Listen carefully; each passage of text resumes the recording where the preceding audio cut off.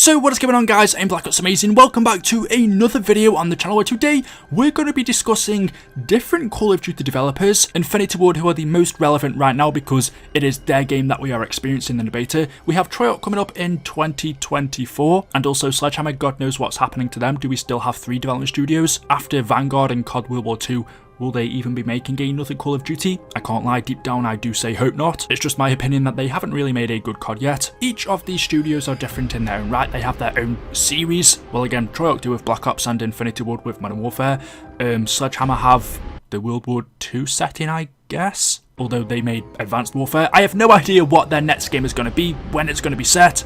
Futuristic, modern day, in the past, I don't know. But as far as Infinity Ward goes, their next game, Modern Warfare 2, which is due to come out a couple of weeks from now, from what people have experienced so far in the beta, it seems like the game has had a mixed reception. A lot of the complaints being ones that I addressed in my previous kind of review video, and Charlie Intel sums it up pretty well where they said the feedback the community had for Modern Warfare 2019 is the same for Modern Warfare 2. No red dots on the minimap, lobbies still disabandoned, dead silence field upgrade, score-based matchmaking effect on the game, and nothing has changed. It's clear that there's a higher catering to casual players with Infinity Ward's games, and also clear that they believe casual players enjoying the game is more important than the hardcore player experience. And I would say this has been a thing in Call of Duty for quite a while now, not just in Infinity Ward's games, Cold War as well to a certain point, Vanguard, like you said, the original Modern Warfare in 2019, and not just for the multiplayer portion of Call of Duty, Zombies, which I'm more familiar with, Warzone. It seems like COD is being catered more towards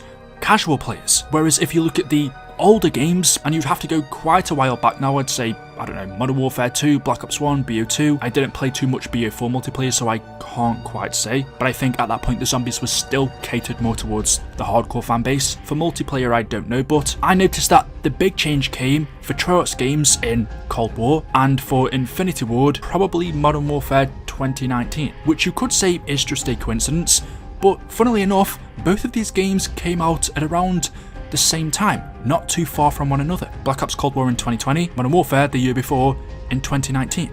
It was around this time I feel that this shift in Call of Duty came, where it used to cater more towards the hardcore player base, and I don't like wording it like that, it sounds weird, to then shifting the focus more towards the casual player, people that aren't too good at the game or don't play it as often. But that's also the wider fan base.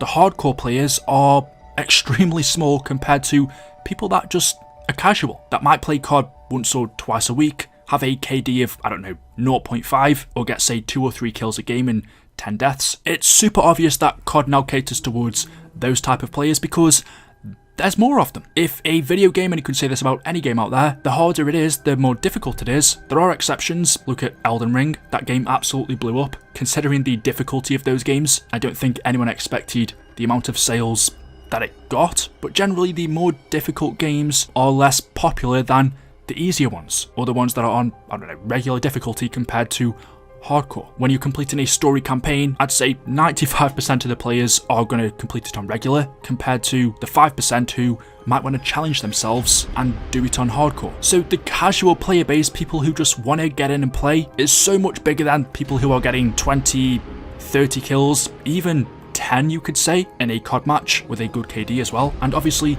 that equates to revenue. The more casual people you get playing games, the bigger the player base, and the bigger the player base, the more revenue you're gonna earn, whether it be from game sales, physical or digital, or in-game purchases, microtransactions. In COD we have, well, the game is centered around bundles now, the battle pass. So of course Activision or Infinity Ward would want to cater more towards the casual player base, because from a business point of view, it makes total sense. Why wouldn't you? You could say it'd be stupid not to. But then there's the hardcore player base that have been playing COD since World at War, COD 4, that are gonna be pissed off that, in their eyes, the developers are making unnecessary changes that don't need to be done. As Charlie Intel just mentioned, a lot of these players talked about all the way back in 2019, no red dots on the minimap, dead silence being a field upgrade, score-based matchmaking has been a big one for a while. Personally, for me, I don't like Ghost being the 4th perk in Modern Warfare 2, and seeing all of the complaints on Twitter, because the developers do see them, they are extremely aware that a lot of players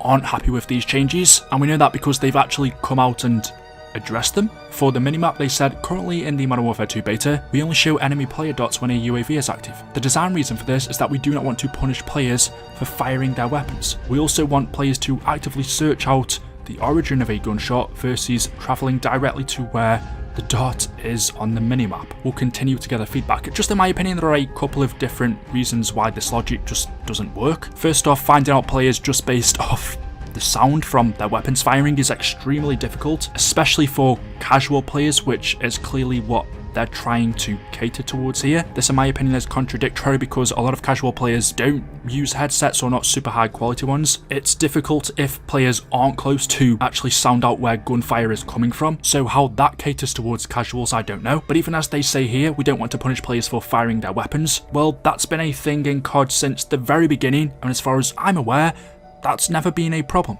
Since Call of Duty multiplayer began, you would always appear on the minimap if you fired an unsuppressed weapon. And I don't think that's ever been a cause for concern, because if you don't want to be on the minimap, you can just put Ghost on. As for the other big complaints, the perks, Infinity Ward said we've seen varied feedback on the perk package system. Some players love it, others feel it's an unnecessary departure from the original system. We feel it's a nice shake-up to how the perks work and to the general progression of a match. We've also balanced the ultimate perks to be more powerful as you earn them later in the match. And then the other one, Dead Silence, they said this is another hot topic, as many players have expressed that they would like to see it as a perk instead of a field upgrade. However, we believe it is important to the game health that rushers are not able to move at high speeds without consequences. Dead Silence as a field upgrade creates a balance between freedom of movement and predictability of combat. So again, the Dead Silence one especially is them catering more towards the casual player base. Maybe I'm wrong in saying this, but people who are scared to move about the map, want to wait in a corner for people to come to you. That's how